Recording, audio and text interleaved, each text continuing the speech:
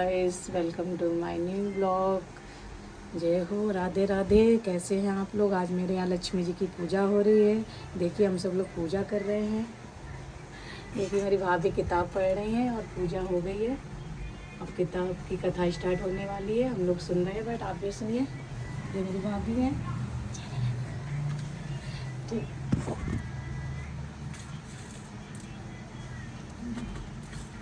बताने के धीरे धीरे सुनना, धीरे धीरे। ये वाली चढ़ा दें। उन्होंने हाथों में फूल और चावल ले लिए हैं। कथा स्टार्ट होने वाली है। एक समय महर्षि दीपायन व्यास जी हस्तिनापुर आए। उनका आगमन सुन महाराज धृतराष्ट्र ने उनका आदर सम्मान कर राजमहल में व्यास जी को सुवर्ण के सिंहासन पर विराजमान कर आर्द्रपाद आचमन से उनका पूजन किया। व्यास जी के स्वस्थ चित्त होने पर राजा रानी गांधारी ने महर्षि व्यास जी से हाथ जोड़कर प्रश्न किया कि महाराज, आपसे हमारी प्रार्थना है कि स्त्रियों को कोई ऐसा व्रत सरल पूजन बताइए जिससे सुख, पुत्र, पौत्र, परिवार सदा सुखी रहे। इतना सुनकर व्यास जी ने कहा, वह श्री माँ लक्ष्मी व्रत है जिनका पूजन प्रतिवर्ष अश्विनी कुमार कृष्ण पक्ष की अष्टमी को किया जाता है। तब राजा रानी गांधारी ने कहा, महात्मन, वह व्रत कैसे आरंभ होता है, किस विधान से पूजा होता है, ये विस्तार से बताने का कष्ट करें। तब महर्षि जी ने कहा कि वह व्रत भाद्रपद शुक्ल पक्ष की अष्टमी को दिन सुबह व्रत का मन में संकल्प कर किसी जलाशय में जाकर स्नान कर स्वच्छ कपड़ा पहनकर ताजी दूर्वा से माँ लक्ष्मी जी को जल का तर्पण देकर प्रणाम किया गया ये करना चाहिए। फिर घर आकर शुद्ध 16 धागों का एक गट्ठा बनाकर प्रतिदिन एक गांठ लगानी चाहिए। इस प्रकार 16 दिन का 16 गट्ठा का एक गट्ठा तैयार कर लें और अश्विनी माह की कृष्ण पक्ष की अष्टमी को व्रत रखकर मंडप बनाकर चंदोबा तानकर उसके नीचे माटी के हाथी पर महालक्ष्मी की मूर्ति स्थापित कर तरह तरह की पुष्प मालाओं से लक्ष्मी जी व हाथी का पूजन करके कई पकवान सुभाषित पदार्थों का नैवेद्य समर्पण करें और श्रद्धा सहित माँ लक्ष्मी व्रत करने से आप लोगों की राजलक्ष्मी सदा स्थिर रहेगी। ऐसा विधान बताकर व्यास जी अपने आश्रम को प्रस्थान कर गए। इधर समयानुसार भाद्रपद मास की शुक्ल पक्ष की अष्टमी से समस्त राजघरानों की नारियां व नगर स्त्रियों ने महालक्ष्मी जी का व्रत आरंभ कर दिया। बहुत सी नारियां गांधारी के साथ प्रतिष्ठा मान हेतु व्रत का साथ देने लगी। कुछ नारी माता कुंती के साथ भी व्रत का आरंभ करने लगी। ऐसा होते होते 15 दिन व्रत के समाप्त होकर 16वां दिन अश्विनी कृष्ण पक्ष की अष्टमी का आ गया। उस दिन प्रातः काल से नगर नारियों में उत्सव मनाया आरंभ कर दिया और समस्त नर नारी राजमहल में गांधारी जी के यहाँ उपस्थित हो तरह तरह से माँ लक्ष्मी जी के मंडप व माटी के हाथी बनाने और सजाने की तैयारी करने लगी। गांधारी जी ने नगर की सभी प्रतिष्ठित नारियों को बुलाने को सेवक को भेजा, पर कुंती माता को नहीं बुलाया और न को ही सूचना भेजी। उस सब बात की धुन गुजारने लगी, जिससे सारे हस्तिनापुर में खुशी की लहर दौड़ गई। माता कुंती ने इसे अपना अपमान समझकर बड़ा रंज बनाया और व्रत की कोई तैयारी भी न की। इतने में महाराज युधिष्ठिर, अर्जुन, भीमसेन, नकुल, सहदेव सहित 5 पांडव उपस्थित हुए। अपनी माता को गंभीर देख अर्जुन ने प्रार्थना की, माता, आप इतनी दुखी क्यों हैं? तब माता कुंती ने कहा, बेटा, जाति अपमान से बढ़कर कोई दुखी नहीं है। आज नगर में श्री महालक्ष्मी व्रत उत्सव में रानी गांधारी ने सारे नगर की औरतें सम्मान से बुलाई हैं, पर ईर्ष्यावश मेरा अपमान कर उत्सव में नहीं बुलाया। पार्थ ने कहा, माता, क्या वह पूजा सिर्फ दुर्योधन के ही महल में हो सकती है, आप अपने घर में नहीं कर सकती हैं? तब कुंती ने कहा, बेटा, कर तो सकती हूँ, पर वह सामान इतनी जल्दी तैयार कैसे हो सकता है, क्योंकि गांधारी के तो 100 पुत्रों ने माटी का विशाल हाथी तैयार करके पूजन का साज सजाया है, वह ऐसा विधान तुमसे न बन सकेगा। तब पार्थ ने कहा, माता, आप पूजन की तैयारी कर नगर में बुलावा भेजें। मैं ऐसा हाथी पूजन को बुला रहा हूँ जो आज तक हस्तिनापुर वासियों ने न देखा होगा न पूजित किया होगा। मैं आज ही इंद्रलोक से इंद्र का हाथी ऐरावत को पूजनीय है, उसे बुलाकर तुम्हारी पूजा में उपस्थित कर दूंगा। आप अपनी तैयारी करें। इधर माता कुंती ने सारे नगर में पूजा का ढिंढोरा पिटवा दिया और पूजा की विशाल तैयारी करने लगी। तब अर्जुन ने सुरपति को ऐरावत भेजने के लिए पत्र लिखा और एक दिव्य बाण से बांधकर धनुष पर रखकर देवलोक इंद्र की सभा में फेंका। इनने बाण से पत्र निकालकर पत्र को पढ़ा और आश्चर्य से अर्जुन के पढ़े हुए पत्र को पांडु कुमार ऐरावत भेज दूंगा, पर वह इतनी जल्दी स्वर्ग से कैसे उतर सकता है? तुम इसका उत्तर शीघ्र ही लिखो। पत्र पाकर अर्जुन ने पत्र में बाणों का रास्ता बनाकर हाथी उतारने की प्रार्थना लिख पत्र वापस कर दिया।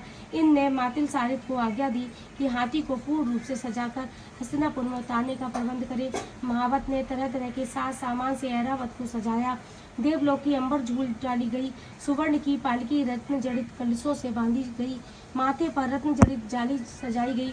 पैरों में घुंघरू सुवर्ण मणियों की हाथ बांधी गई, जिनकी चकाचौंध को मानव जाति की आंखें नहीं ठहर सकती। इधर सारे नगर में धूम हुई कि कुंती के माता घर सजीव इंद्र का ऐरावत बाणों के रास्ते स्वर्ग उतर रहा है।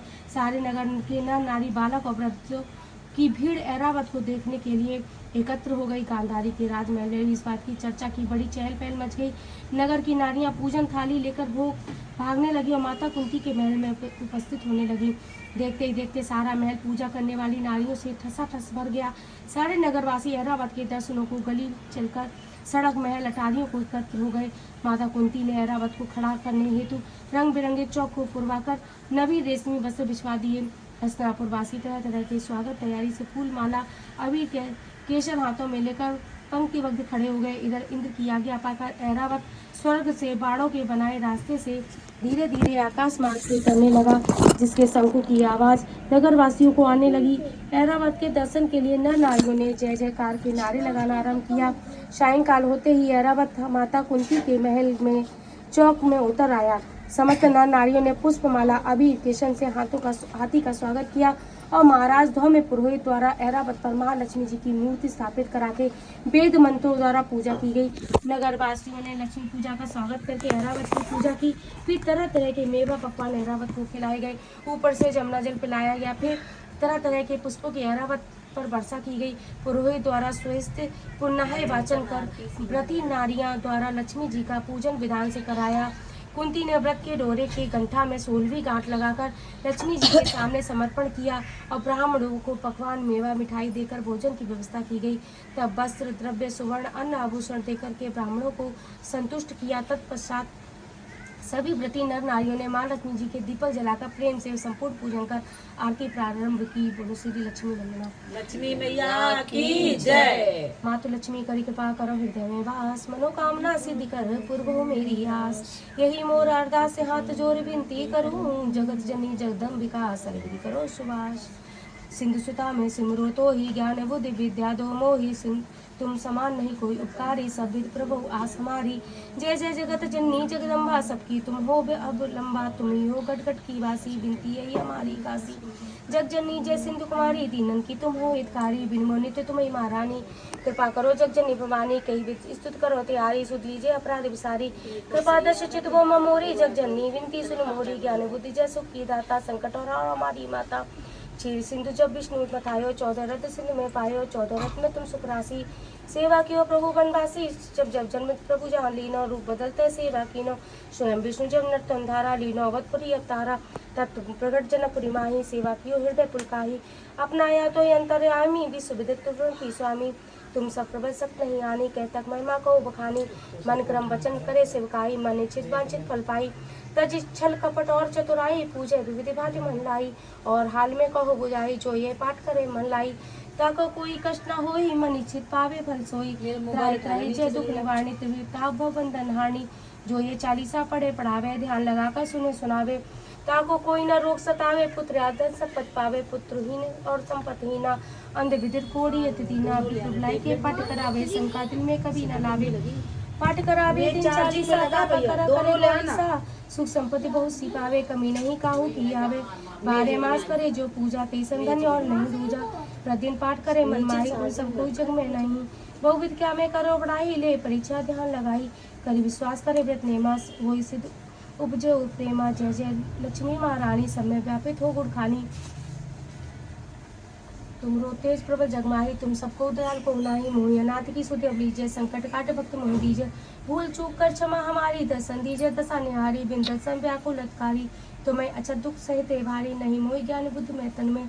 सब जानत हो अपने मन में, रूप चतुर्भुज करके धारण। कष्ट मोर अब करो निवारण, कई प्रकार में करो बड़ाई। ज्ञान बुद्धि मोहि नहीं अतकाई, उठ के प्रातः करत उस स्नाना। जो को बने करो सोदाना, अष्टमी को व्रत करे जो प्राणी है।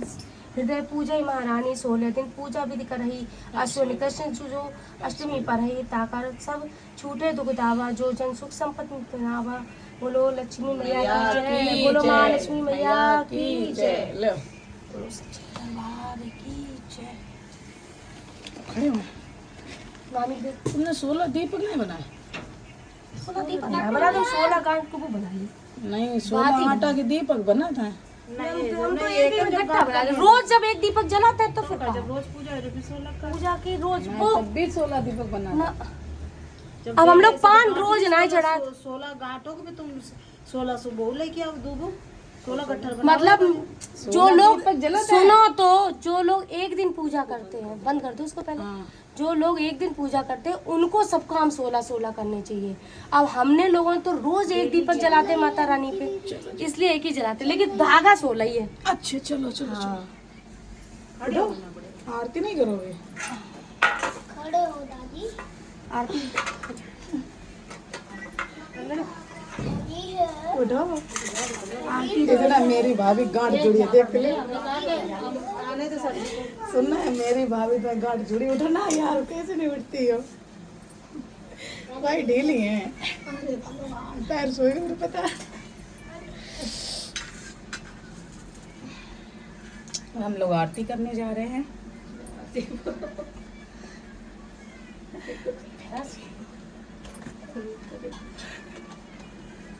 ये बना नहीं रही सब बत्ती इसी कहूँ की टांग कहूँ की पूछ। जय लक्ष्मी मैया की जय। मैं ऐसे बनाऊंगी तो मनु को दिखा देंगे नीचे वो रखा है हम ना तो वहाँ से